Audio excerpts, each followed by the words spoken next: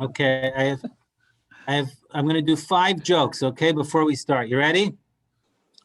What is the best Hanukkah gift for the person who has everything? A burglar alarm. Okay, not so good. What do you call a speck that falls into a latke pan? An unidentified frying object. Okay, these get worse. Which hand is best to light the menorah with? Neither. It's best to light with a candle. Okay. Yikes. Okay, and the last one. Why was the room late for the Hanukkah party? It overswept. Okay, I think I'll stop now. Thank God I'm on Zoom. No, thank you. Okay. All right, everyone. Okay, so we have, as I was mentioning tonight at Mariv, we have 2 more nights to light the Hanukkah menorah. And I don't know, many of you probably sing the 2 blessings and you light and you go straight into Masor, but there's actually a prayer to say, I don't know how many people sing it, it's called Haneros Halalu. Haneros Halalu Kodeshem Be'en Lanu Lishtamesh Be'en Bovad Ela Rosam Bovad, that the candles themselves are holy and they are there to add praise and thanks. Most people think praise, Hallel, you only say in shul. That's when we do Hallel. But the rabbis say that just lighting the candle itself is giving praise to Hashem. Because when you light that candle, you know you're not just lighting a candle. You know, I did something I said I wouldn't do this year. I went to NewYorkPost.com just to see what's going on with my New York Knicks. And I saw pictures of all the celebrities that were lighting, not all of them, but many of them that were lighting Hanukkah candles this year. And there's a guy, Edelman, who plays for the Patriots. He was lighting Hanukkah candles. And the lady, Bialik, the lady actress, she was lighting Hanukkah candles. And no matter who you are, when you light the Hanukkah menorah, you just feel like Hashem, just thank you. Thank you for making me Jewish. I've been lighting candles, my grandparents, my great-grandparents, and we've been lighting candles during the darkest times. Not just the darkest times, we always light during the darkest times because we're lighting in December, but the fact is we've always been lighting. And when we light that candle, I'm not encouraging you not to go to shul to say Hallel, but just lighting the candles itself, giving thanks to Hashem. So we have 2 more nights to light the menorah. Can you imagine there's just 2 more nights and then Hanukkah is going to be over? So let's at least the last 2 nights, let's light those candles. And as we're lighting it, just look at them for a couple of seconds and appreciate the special relationship we have with the one above. It is now a great honor and a pleasure to mute myself, which is never an honor and a pleasure for me because I'm a rabbi. But when I'm handing the baton off to Rabbi Becher, it is, and very excited to hear, we all know about Chanukah, but Chanukah in the bigger picture, Rabbi Becher is about to deliver to us. Thank you so much, Rabbi. Take it away. Thank you very much. And good evening, everyone. Chag Sameach. In Yemen, it is called Chag HaOrot, the Festival of Lights. In Kurdistan, it is referred to as Chag HaNerot, the Festival of Candles. And Josephus Flavius refers to it as Chag HaUrim, the Festival of Lights. So whatever you call it, Chag Sameach, have a happy one. And I'm going to share the screen with you and give me a second. And what we're going to look at is a little bit of the archaeology and the backstory of and the symbols of Chanukah. So let me give you a brief tour of Jewish history in about a minute and a half. We'll do all of it.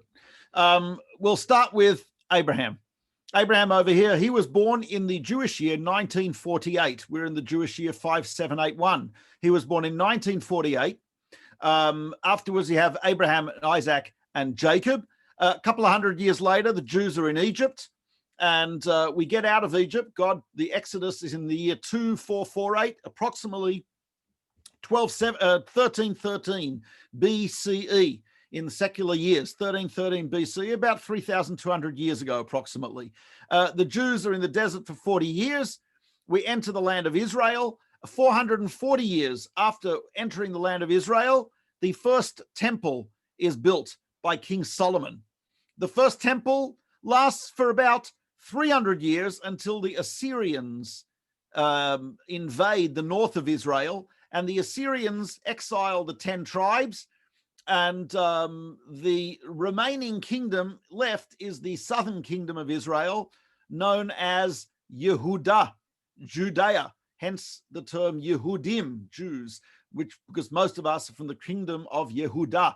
Now, about 100 years after the Assyrians, Babylonians are flavor of the month in Dictators Club, and the Babylonians, coming from Iraq, invade Israel and destroy the first temple. The Jews are exiled to Babylon, today known as Iraq and also Iran, and the Jews now are in Babylon. And in Babylon, right there, during that 70-year period, in Babylon is when the Purim story happens. And then what happens is that Cyrus issues a proclamation in the very famous Cyrus Cylinder, which is in the British Museum. Actually, I think it's in the National Museum of Tehran at the moment. And the Cyrus Cylinder grants people religious freedom and the right to return to their land. The Jews go back, not all the Jews, most of the Jews didn't, but many, many Jews went back to Israel under Ezra and Nehemiah, the two leaders of the Jewish people, and they rebuilt the walls around Jerusalem, rebuilt the temple, and hence we have the period of the Second Temple, which is, we are talking now, approximately 350 or so BCE. In other words, 2,600 or so years ago. The Second Temple is built, and then we have the beginning very soon after the building of the Second Temple, in approximately 319 BCE, we have the reign of Alexander of Macedon, otherwise known as Alexander the Great. Alexander the Great was a brilliant military strategist, and he was also a student of Aristotle, and he was both a philosopher but primarily a military leader, and he was able to conquer vast amounts of land, the northern shores of the Mediterranean, the southern shores of the Mediterranean, North Africa, all the way through east towards Iraq, Iran, all the way over to India. And he, by the age of 33, had conquered a territory that stretched from North Africa to India. Keep in mind, the fastest vehicle they had then was a horse.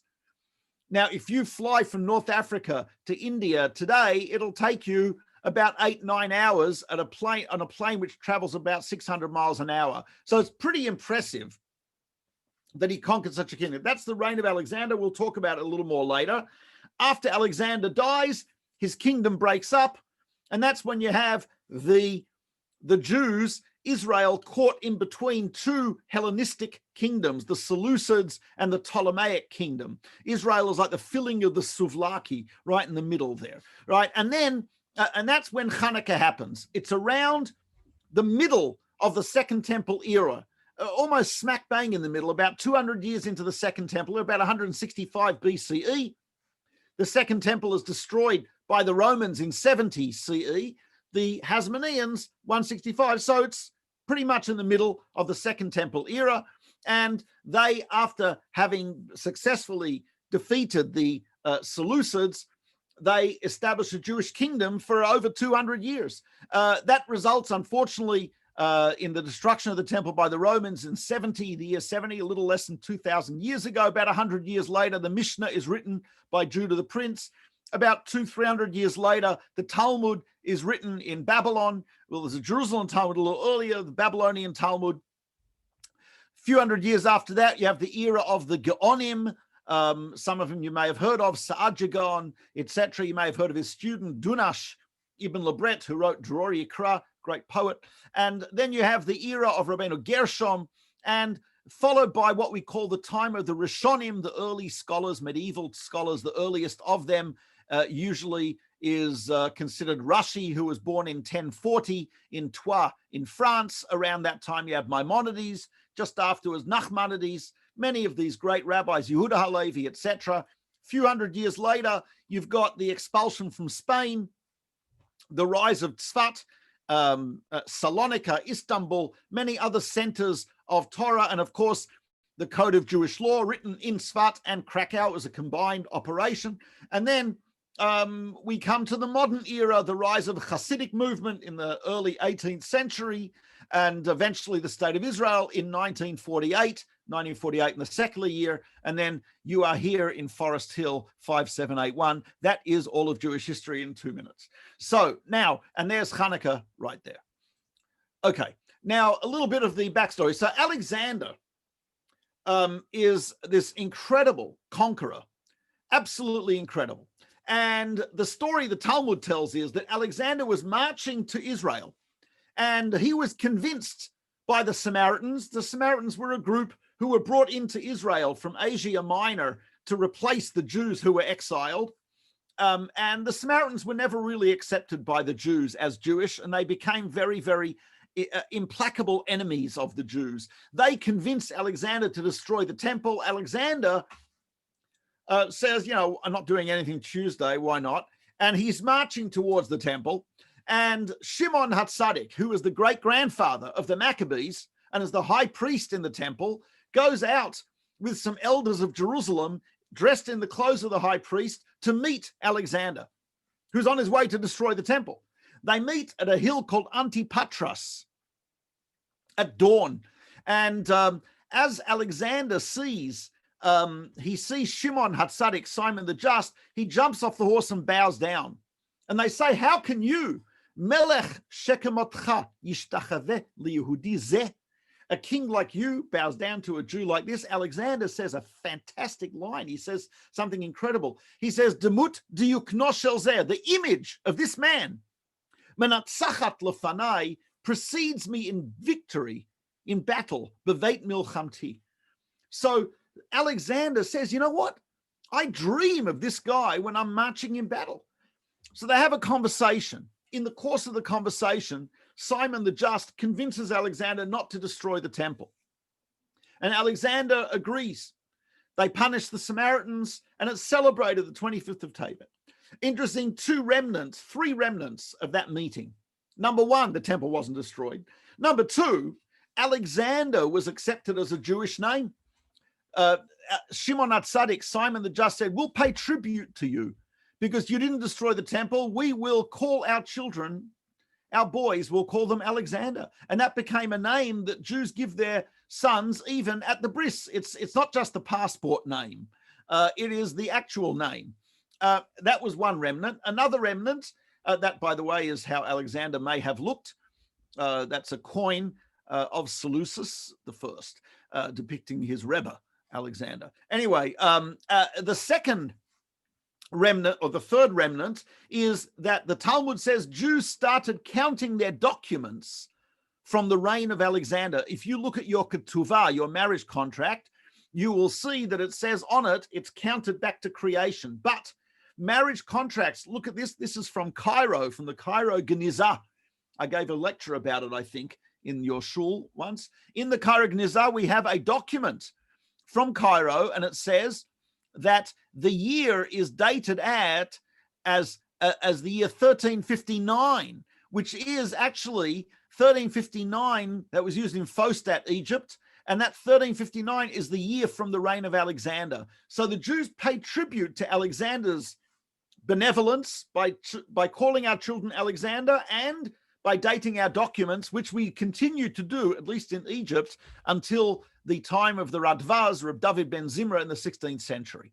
Now, after Alexander dies at the young age of 33, his kingdom splits into different parts. All the way over in the west, you've got actual Greece, Macedon, etc. Right? But then when you get further over, you've got the kingdom of Seleucid, the Seleucid kingdom, which is composed of many ethnicities, Syrians and Turks and Parthians and so on and so forth. The capital was Antioch, which is today in Turkey. But as you can see, it was centered in Syria. Why am I doing that? You can't see my hand, right? It was centered in Syria, right, just north of Israel. Now, another part, and it went all the way to Bactria, which is pretty much bordering India.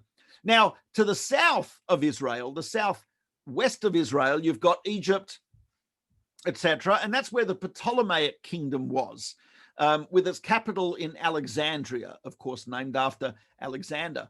And as you can see, Israel is really the sandwich right in between the Seleucids in the north and the Ptolemies in the south. Initially, after Alexander died, Israel was under the Ptolemaic kingdom. And the Emperor Ptolemy, in Hebrew is called Ptolemy, he actually was very famous for asking 72 sages to translate the Torah, the 5 books of Moses, into Greek. That became known as the Septuagint, the translation of the 70. He put them, the Talmud describes that he put them in separate cubicles, no communication. And miraculously, they all translated the Torah in exactly the same way. I know that a contemporary rabbi said he doesn't understand why that is miraculous. He says, of course they translated it the same. They're in separate cubicles. Had they been in the same room and agreed, that would have been miraculous. Anyway, so the rabbis made some editorial changes so the Greeks wouldn't distort the Torah. It was considered to be a tragedy because the Torah translated into Greek is like putting a lion in a cage. You lose the nuances of the Hebrew language, the deductions you can make from that. You lose all that. But nevertheless, he was curious about the Torah, and this became a very famous translation. There's a fragment of it you see on the top of the page, a translation of the Greek Septuagint ordered by the Ptolemaic Empire. However, the Jews maintained a distance from the Greeks. Yes, we translated the Torah into Greek, but we did not allow Greeks or Gentiles into the temple. Here, for example, this is an actual stone from the Second Temple. It's a plaque written in Greek. And what it actually says is, let no Gentile enter within this balustrade and enclosure surrounding the sanctuary. Whoever is caught will be personally responsible for his consequent death.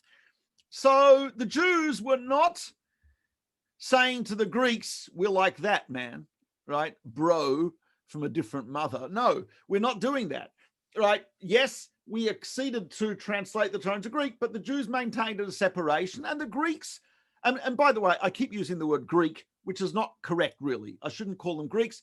The Ptolemaic Empire was primarily Egyptians and etc., and the Seleucid Empire was primarily Syrians, but they were Greek culturally. They spoke Greek. They had Greek gods.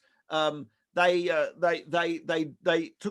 took part in the Greek Olympics. They studied Greek philosophy, and so on and so forth. So that's why they're generally called Yevanim, although a more correct term would be Hellenists. Now, eventually what happened was that there is a war, and the Seleucid dynasty, a fellow by the name of Antiochus III, was able to take Israel from the Ptolemaic Empire, and he ruled Israel now. Now, the Seleucid government, these are some fascinating stela inscriptions which describe the Seleucid government had a supervisor called Olympiodorus, who was there to collect taxes from the kingdoms. And in Maccabees, there was a fellow by the name of Heliodorus, who not only collected taxes, but he actually tried to steal wealth from the Temple of Jerusalem. He was beaten to a pulp by the Jews for that.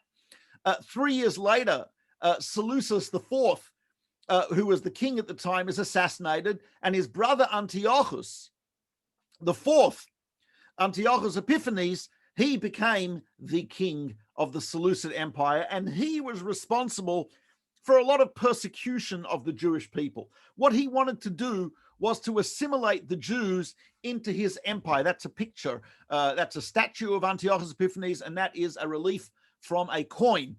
And he wanted to, by the way, lots of stuff on coins. Just to give you an idea, coins in the ancient world were the social media of the ancient world.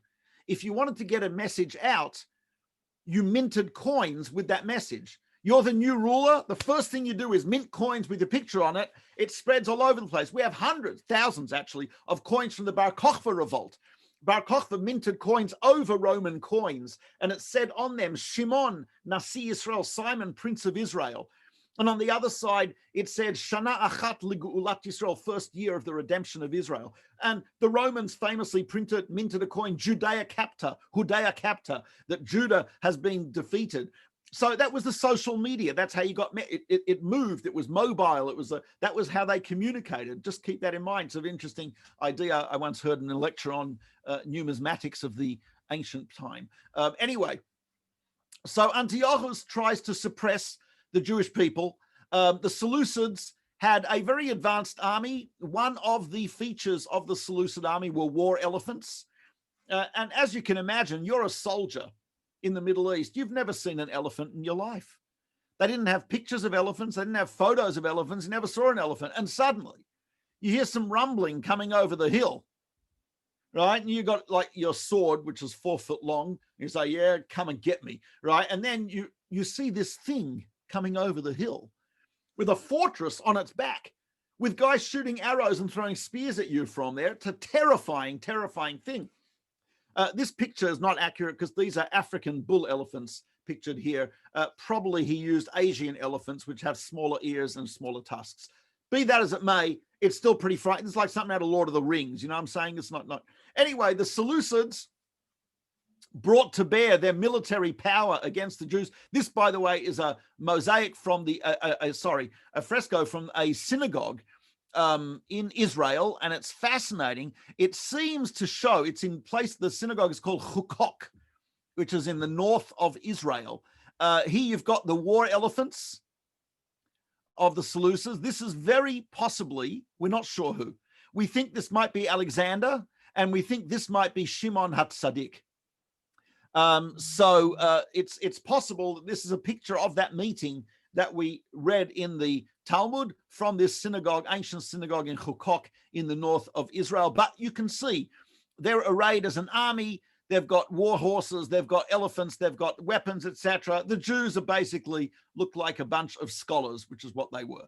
Right now, this, by the way, is a very likely what it would have looked like. There was a balustrade there, that fence there you see with the arrows on the other side as well. That was the fence in the temple whereby non-Jews could not go beyond that fence. The Seleucids were not happy with this. They actually made 13 breaches in that wall. 13 is very symbolic.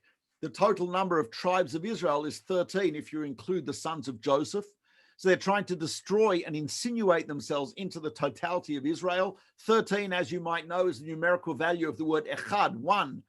The Jewish people, one people. The Greeks, the Hellenists, are trying to assimilate the Jews into their culture. And there was a certain arrogance that the Greeks had about their culture. But you know what? The competition was the Jewish arrogance. You know, they were used to coming to a place and the people saying, oh my gosh, you people are so advanced. Look at your poetry, your literature, your philosophy, your et cetera, et cetera. What was the attitude of the Jews was, yeah, big deal. We have better poetry, better philosophy, better literature, better ethics. Go jump in the lake, right? Uzo will take, but everything else, get out of it, right? So there was a clash of civilizations here, and there was arrogance versus arrogance. Daniel, the famous prophet, had a vision of 4 beasts, and one of the beasts he saw was a leopard, and that's supposed to symbolize the Greeks, because a leopard is it's an audacious animal. A leopard will attack animal 10 times its size. It has no fear. It is the epitome of chutzpah. Interesting. So the Greeks were compared to the leopard, but you know what? In the beginning of the Code of Jewish Law, the Torah actually says, quotes Yehuda ben Tamar, who says, hevi az kanamer, that we are obligated to be also as audacious as a leopard. You've got holy chutzpah versus arrogance, right? And to be a good Jew, you've got to have a little chutzpah. You've got to have some pride. You've got to have some arrogance. You've got to say, yeah, we know we're small in number, but we're right. Anyway, so this was the clash. As you know, this war was fought bravely by a small band, the Maccabees. And by the way, another it was not really Greeks, it was Syrians, Turks, Kurds, etc., and Greeks.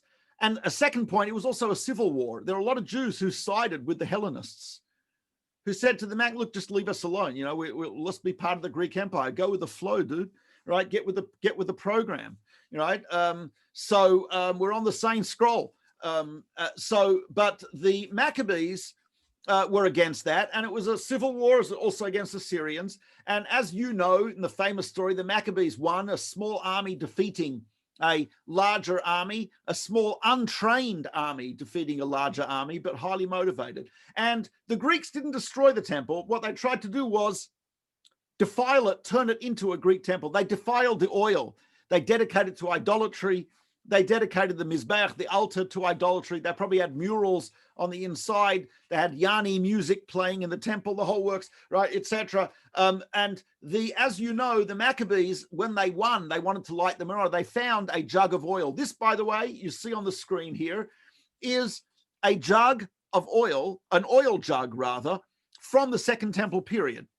And actually, there are still traces of oil, microscopic traces they could find of olive oil in this jug.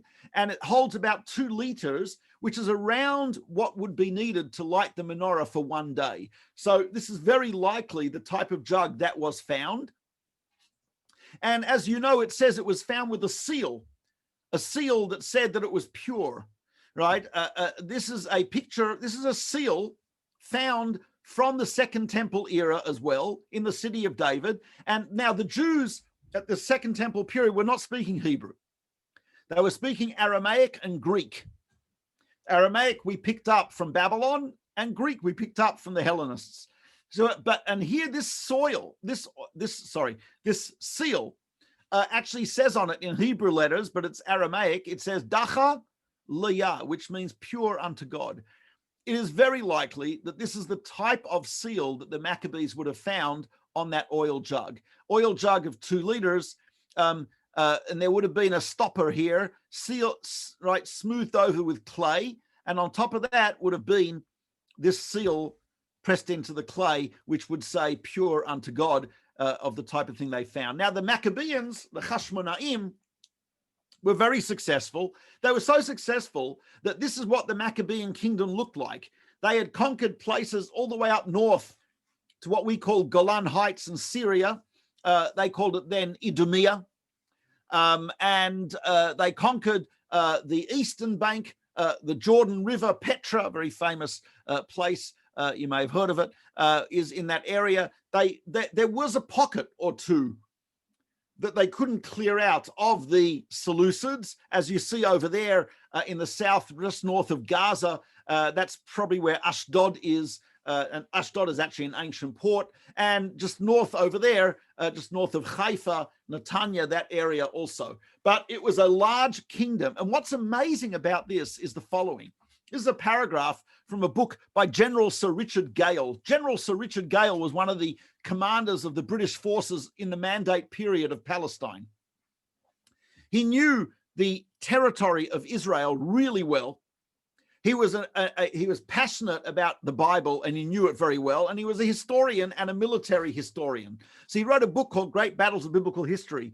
It's not technically biblical because that the Maccabean Wars are post-biblical, but he writes something incredible. When he comes to the Maccabees, he says, from a point of almost extermination, a small religious community in remote Judea rose to be a power respected throughout the Near East. A small resistance movement, spiritually inspired with people behind it, had achieved the apparently impossible. This astounding family had regained for the Jews something, if not all, of the greatness of the kingdom of David of old. Keep in mind, after the Hashmonaim won, they started to make treaties with Rome, with Parthia, with Persia, right? Countries, great empires were seeking out the Judeans. They were seeking out the Maccabees and making treaties with them, economic, military, and political treaties. We actually have evidence of Jewish settlements, Jews living in Sicily and Italy, well before the destruction of the Second Temple, because these people who were probably delegations of the Maccabees who went to trade and to negotiate in Rome, Sicily, etc. So it's a pretty amazing thing. Of course, we who live nowadays should not be too surprised by this. Think of the state of Israel. It's been around for 75 years or so, very, very short time. The state of Israel has been surrounded by enemies for a long time. And look at the impact it has had on the world, the treaties, the diplomatic, economic, technological impact, unbelievable. And that was the same thing that the Maccabees had. Here, by the way, found in Qumran, which is where the Dead Sea Scrolls are from. And I'm sure very often many shuls, I know our shul, we say a prayer for the government. Right? It's a very common thing that dates back to the time of Jeremiah. When the Jews went to Babylon, he said, pray for the government. It's mentioned in the Mishnah. This is a prayer for King Jonathan, who was one of the Maccabean kings. Amazing. You find it's a section of a prayer that the Jews then said for their king. Their king was a Jewish king. The country was independent. It was the state of Judea, and they had their own coins, as you can see down here, Maccabean coins. One of them says Alexander Yanneus on it, which is interesting. Alexander, his name now is a Jewish name. Yanai, Jannaeus, is a Greek name. There was assimilation. The Greeks did have an impact. Matisyahu Antigonus. Antigonos is a Greek name, and yet we had sages called Antigonos. Here is a Hasmonean pruta. That's the smallest legal tender in the Jewish currency, and that was minted by the Hasmoneans. Here is a coin. Some of you might recognize this side of it, because that is imitated on the 2 shekel coin in the modern day state of Israel. But that is actually a coin of Yochanan Hyrcanus, one of the Hasmonean Chashmonaim, and he was a Kohen Gadol, and it says on it, Yochanan Kohen Gadol Chaver HaYehudim, Yochanan the high priest, friend of the Jews. And you have a pomegranate, one of the fruits that Israel is blessed with, and on the side cornucopias, horns of plenty. And that little thing there is another fruit Israel blessed with. It's called a krembo. That was not serious. Anyway, the Hasmoneans had many fortresses around the country. This is a remnants of one. You can still see, you go to Israel, like there in the old city. So if you can see on the left and on the right, Herodian stones. You can tell they're Herodian stones. After the Hasmoneans, they've got a indent around the stones, like on the western wall. But there are many stones from the Hasmonean period, which still fortifications from when they rebuilt and refortified and renovated the Jerusalem and the temple after the Greeks. We also have a massive, one of the most beautiful preserved palaces of the Chashmonaim is in Jericho, Yericho. And just to give you an idea of the type of the luxury it was, this is the sauna. I don't know if you can see, these are 2 people. That's 2 people standing there. So that was this room was the sauna. They had different concentric circles, each with a different level of heat. Slaves would be under there lighting fires and heating and making steam with water, and there'd be slatted wood over the top here, and you'd be able to go into different parts and enjoy different levels of heat. And this was obviously made for entertaining, right? And you could fit 100 people in that sauna. That's like that's quite a party. And they probably, we know from history that the Chashmonaim, because of their treaties with other countries, would entertain visiting dignitaries and diplomats, etc. And they had some very magnificent palaces. The nicest one, I think, is the one in Jericho. Here is a tomb of the Chashmonaim, carved out of the solid rock of the bedrock of Jerusalem. It's if you look across from the old city, you will see that like out of the gate, the Shar HaAshpot, it's known. And if you look out across the valley of Hinnom, Gay Hinnom, that's what you see there. Tour guides usually refer to that as Yad Avshalom, Avsalom's tomb. Rubbish. It's actually a tomb of the Hasmonaim. So anyway, here are some other tombs of them in forests outside Yerushalayim. And here is a coin of the Hasmonean era with an inscription on it. First of all, 2 things. One of around this time, the identifying symbol of the Jewish people became the menorah.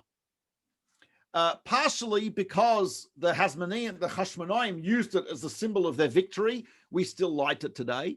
And partially also because it was a very unique design. It was a design unlike Roman and Greek lamps. It was a very unique design, and it became the prototypical symbol of the Jewish people. And here you have the Arch of Titus. When the Romans destroyed the temple, of course, as we know, they did carry a lot of loot into Rome. Josephus Flavius tells us there was a place in Rome known as the Temple of Peace that was built by Vespasian to house the loot that the Romans got during their wars.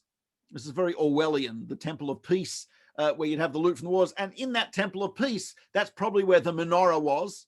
And that's probably where the head plate of the high priest was, the curtain, and so on. Many of the treasures of the temple were probably kept there. Here you have the very famous Arch of Titus with the menorah that was taken into Rome by Roman soldiers. By the way, Roman paintings and statues were all, Roman statues and inscriptions were all actually painted. They were colored. They're only white now because it's all faded over thousands of years, but these were originally colored. There's Professor Fine, Stephen Fine, who wrote a phenomenal book about the menorah published by Harvard University. He's a professor at Yeshiva University, and he was hired by the Italian government to do work on the Arch of Titus. He discovered microscopic flakes of paint in different parts of this, and he was able to, he took the little flakes to Home Depot to check the color in the department, but or maybe a little more advanced than Home Depot, but similar equipment. And they found indeed that the menorah was painted gold on the Arch of Titus. The Romans were wearing purple togas and green victory wreaths on their head, etc., etc. But anyway, you also see the base of the menorah on the Arch of Titus is a very heavy base, which is not the same as all the Jewish inscriptions. That's probably, there are different theories about it, but one theory is that the Romans soldered a heavy base onto the menorah so they'd be able to carry it on their shoulders in the victory procession, which actually does make sense.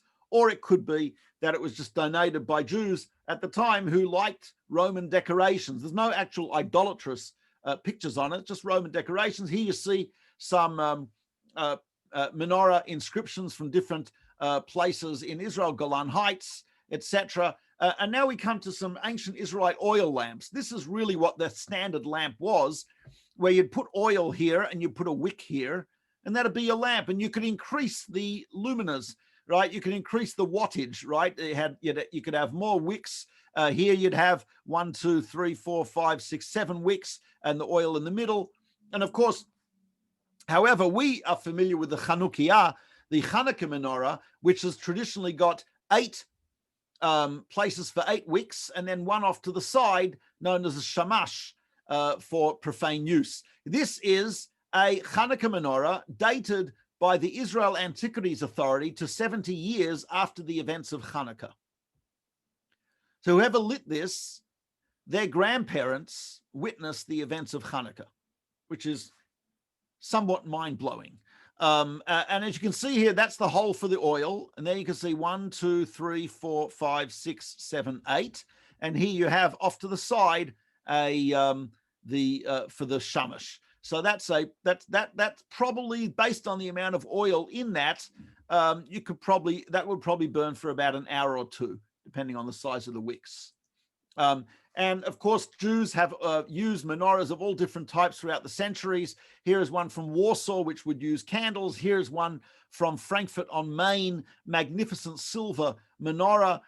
And some people, by the way, had 2 shamashes. So they'd have 10. They'd have 8 regular cups, and there'd be 1 shamash for lighting from, and another one just you'd leave there for inadvertently using it. This is a Moroccan brass menorah. And here, of course, when the state of Israel was searching for a symbol, we hadn't had a state for 2,000 years. When the state of Israel was established in 1948, scholars, diplomats, the government was in desperate search for an iconography, for ways in which they could, have the official seal of a state, right? And so they actually, after a lot of debate, decided eventually on the menorah. And the menorah became the official seal of the state of Israel. There is on the bottom left, you have the menorah at the Knesset. Now, we were talking about the foods, and Rabbi Mordechai mentioned correctly that potatoes have nothing whatsoever to do with Chanukah, and he is 100% correct. The classic Chanukah food really is cheese or dairy foods. And that is based on a story told in the book of Judith. It's an apocryphal work, but it is quoted by Rabbi Nissim and the Code of Jewish Law, which tells a story that a lot of people are not aware of, that the person who sparked off the revolt was actually a woman by the name of Yehudit. The Greeks had a decree that a Jewish woman who would get married the first time, her first marriage, should have to spend the first night of her wedding night with the Greek ruler. This was a decree known as Droit de Seigneur. I believe there's a Mel Gibson movie about it in Scotland. I forgot what it's called. But this was a horrific decree. It's mentioned in the Talmud, beginning of Tractate Ketuvot. And Yehudit was taken on her wedding night to the palace of this Greek ruler. She gave him cheese. She said, our custom, we feed, beforehand, right? We'll give you food. She gives him cheese, wine, more cheese, more wine. Eventually he becomes somewhat drunk. She takes his sword and cuts off his head. This is apparently illegal in Greece at the time. And she walks out of there with the head. There's actually a famous Rembrandt with that. And that sparks off the revolt. Her heroism was amazing. And we mark that by eating cheese. So the Code of Jewish Law says what you should eat is cheese. The oldest food we know of, typically Chanukah, is from 15th century Italy and 15th century Istanbul. And it was ricotta cheese pancakes fried in oil because of the olive oil, and ricotta cheese because of the story of Yehudit. So the original Chanukah food is really cheese pancakes in oil. What happened? So in Eastern Europe, no one had olive oil. What did you fry things in? Chicken schmaltz, chicken fat. You can't fry cheese in chicken fat, not kosher, right? And a lot of the Jews were very poor, and potatoes had been introduced, maybe 300-400 years ago. And about 200 years ago, people started to eat them. And it was a cheap food that would last for a long time. So you can fry potatoes and chicken schmaltz. And then latke became somehow a mutation of the original. But I implore you to make ricotta cheese pancakes, please. Sufganiyot, which are donuts, is already mentioned by Pliny the Elder as a food that was eaten in Rome, deep fried dough, and it's mentioned also in Jewish sources, and it also makes sense that it also became a Chanukah food, the famous sufganiyah, which is a deep fried or a oil fried donut. Another custom of Chanukah is the dreidel. The dreidel is Yiddish. Of course, in German, to dreh is to turn, drehen, right? Dreimen ich can Kopf, don't turn my head around. And that's called a dreidel. In Hebrew, it's called a sevivon. That was coined actually by the son of Eliezer ben Yehuda, father of the modern Hebrew language. The kid was 5. He came up with the word sevivon, and no doubt was rewarded with a latke, which Eliezer ben Yehuda refused to call latkes, but were called leviviot. But in any case, the dreidel. Now, we know that spinning tops are a very ancient toy. There are spinning tops I have seen from Greek and Roman periods. I actually spun one at a museum. So they did have spinning tops. But the legend goes that the Jews, there was a decree not to study Torah. And when they were checked on when the Syrian, the Seleucid army or police would come to check, everyone would whip out their spinning tops and just be sitting there saying, we're just gambling. It's like, we're not. So that became a custom to play with the dreidel. Is that legend true or not? I have no way of knowing. Can't verify it. Can't refute it. Could be it's true. The symbolism of the dreidel, however, has been explained by various sources. The most famous is that of the Hasidic rabbi who wrote a book called the Bnei Yissaschar, in which he says the following. He says that the symbolism is this, that the dreidel, each side of it symbolizes an empire, the different empires that have subjugated and oppressed the Jewish people. Each one has their day in the sun when they are upright. He says the only two consistent things about the dreidel is the hand above that spins it, which is symbolizing the hand of God that spins all these nations around to achieve his goal, and the point at the bottom around which they spin, which he says is the nation of Israel, who are here to fulfill the destiny that God has in this world for the whole world. And he says the spinning of the dreidel symbolizes the spinning of history, where the different aspects, every nation has its point, but the only consistent thing is God and the Jews. That is the view of the Bnei Yisachar. The book Tamei HaMinhagim, written by a Rabbi, Rav Avram Yitzhak Sperling, who was a famous shoichet and scholar about 150 years ago, 120 years ago, he contrasts the dreidel with the gragger. The gragger on Purim, the noisemaker, we spin from below. The dreidel is spun from above. He says, what's the difference? He says, the difference is this. Purim, the Jews actually repented. So the spinning, the energy came from below, from the Jewish repentance. We fasted, we prayed, we repented. And he says, and therefore the energy for the salvation of the Jews came from the Jewish people's merit. He says, Chanukah, most of the Jews did not have much merit. You know, most of the Jews were very assimilated. Most of the Jews were quite happy with Hellenism. And he says, so the merit, so to speak, the energy that drove everything came from above. The Maccabees won because of God's help. The menorah lit for 8 days because of God's help. It was, so to speak, the hand that spun came from above, not from below. That's what the dreidel symbolizes. One more symbolic aspect of the dreidel is from Rabbi Shlomo Fisher, who is the head of the Supreme Rabbinical Court in Jerusalem. And he says, you know, try to balance a dreidel, you'll have a hard time. It's got a little bit of a high center of gravity. It's got a very, very small footprint, right? The slightest vibration or air current will tip it over. You'd have to be very talented to balance a dreidel.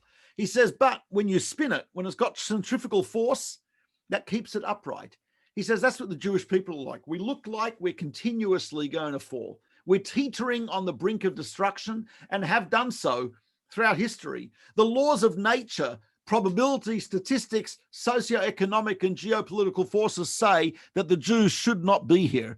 The Jews should have been extinct a long time ago. But it's a centrifugal force of our Torah, of our mitzvot, of our prayer and our merit that keeps us spinning and keeps us upright despite all the forces that have attempted to blow us over. And that would be the symbolism of the beautiful dreidel. And we all hope L'Shana Haba, B'Yerushalayim, next year in Jerusalem. And that's a little bit of an introduction to the history, the backstory, and the archaeology and the symbols of Chanukah. And Chag Sameach to you all. Rabbi, thank you so much. It was amazing. I know that our crowd, we don't ask a lot of questions in the chat, but I would like to ask one question, and then if anyone else wants to ask a question. So Rabbi, can you answer my question? We know that the Hasmoneans sort of, they faded from the original love of Yiddishkeit. I mean, it seems that the Yehuda and his brothers were all kosher. And then they sort of faded. How could that fading have taken place if they had such amazing parents? And then how quickly did it fade that the Hasmoneans became less and less Jewish and more Hellenistic? I mean, then they fought to be not Hellenistic. Right. So how did something fade? How quickly and why? It took place over a couple of hundred years. It was not immediate. It took place after generations. There were a few issues that happened. A few issues. Number one, as we know, power tends to corrupt. Nachmanides points out that even though the Chashmonaim, what he calls Chasidei Elyon, were the most elevated and pious people imaginable and saved Jews and Judaism, he says, but they should not have seized power for themselves. What they should have done is found a scion of the house of David and appointed him as king. They did not do that. And ideally, he says, the spiritual leadership of the Kohanim, the priests, the political leadership of the king, they should be separate branches. They shouldn't be in the same person. And maybe Nachmanides suggests that as a result of that, some corruption may have set in, and after generations of that, and therefore that was one problem. A second problem was that they tried an experiment. After a few they conquered an area called Idumea. And for the first time, and the only time I know of in history, Jews pressured people to convert. as you all know, we usually do the opposite. Right? We pressure people not to. We say, "Oh, no, what for? Don't." We try to, but they actually pressured, and some say even forced, Idumeans to convert. One of those Idumeans, his name was his ancestors were from there. His name was Herod, and he became the probably one of the most corrupt kings the Jewish people had. Fantastic builder. Masada, Herodion renovated the temple, right? Complete maniac, fantastic builder. And unfortunately, he invited the Romans into Israel. And families were split. Families literally were split apart. There's the terrible stuff was happening. But you are right.